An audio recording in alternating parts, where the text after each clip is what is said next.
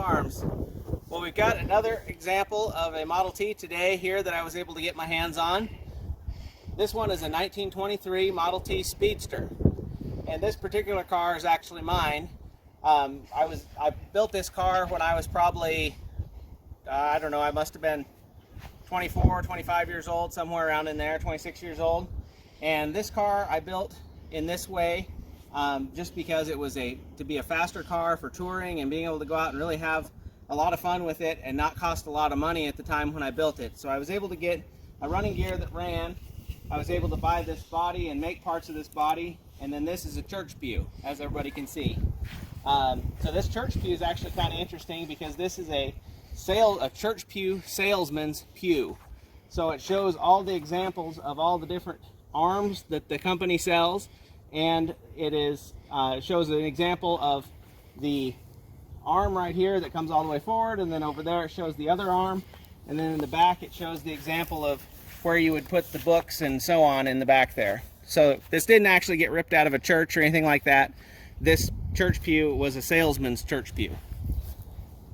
So the other kind of cool thing about this car is it's got a fire extinguisher, an antique fire extinguisher here. And then I've got oil cans as well. This is the heavy duty oil for the shackles on the springs, and then the light duty oil for the timer to be put in there. So down the road we're going to do a video with this car and talking about lubricating a Model T, and I have a different way that I do it than the original, and I'll talk about the ways that the reasons that I do that the way I do it to make it work that way. So this car was used for a long time as just kind of a teaching car. I have a little trailer that it goes on, and we would take it to club events and we talk about it because you can actually see all the workings of the car, but it still actually drives and everything.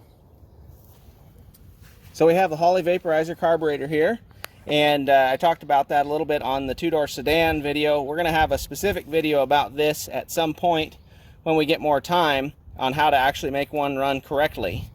This car happens to also have an alternator on it, and the reason I put that on it at the time was we were driving this car a ton, needed it to work really, really well, and to be able to work and provide a lot of power to run lights, to be able to ride at night, and do all sorts of things that we did at the time. So that's the reason this doesn't have the generator on it. It actually has an alternator on it. That particular alternator has worked really, really well for many, many years.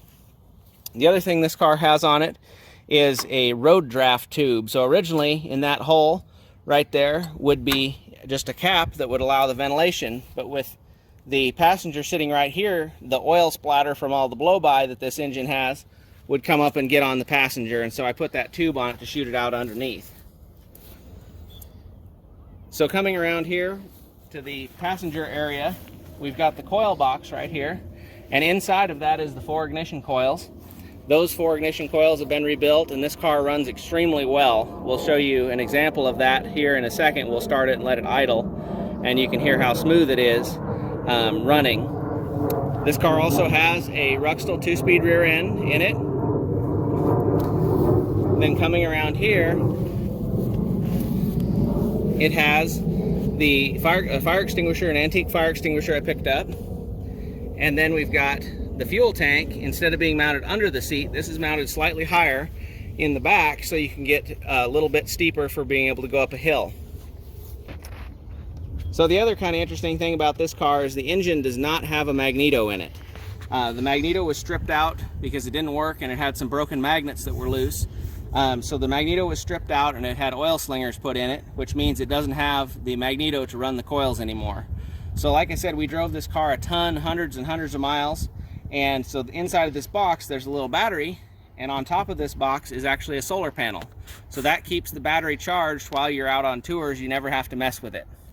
So that solar panel obviously is not original, as most of this car is not original, but that solar panel does have a purpose, and it keeps that little 12-volt battery charged. Nowadays, I'd presume you could probably charge all sorts of gadgets that we have today. So coming around here on the side, we've got the battery. There obviously wasn't really a place to put it anymore, so that's where it ended up.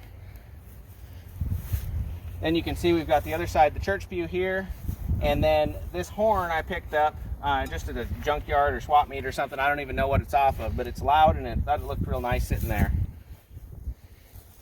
In the back, we also have the Ruxtol 2-speed axle, just like the other cars have. This is the car version of it. And this one's been fully rebuilt internally and works great. So we'll go ahead and fire this car up, and you can kind of hear what it sounds like and what a really good idling car should sound like if you come across one.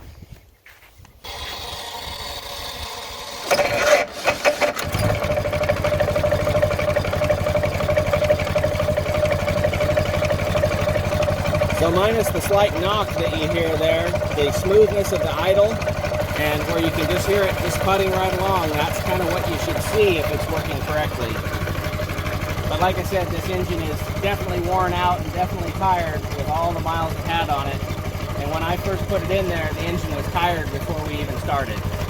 So we've done real well with this. I expect every day we drive it, it's going to have a problem, but it just keeps right on and rolling.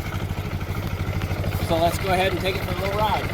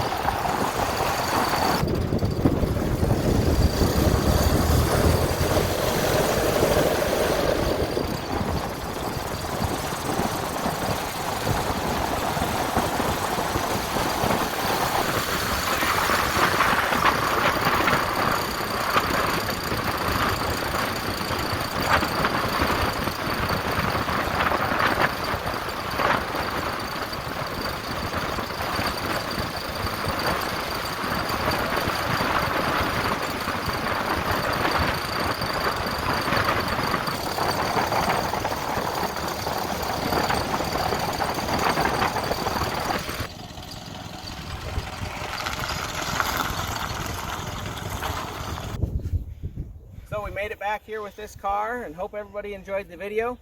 Please like, comment, subscribe. We'll see you next time here at Milo Farms. Remember, you can't finish a project without getting started.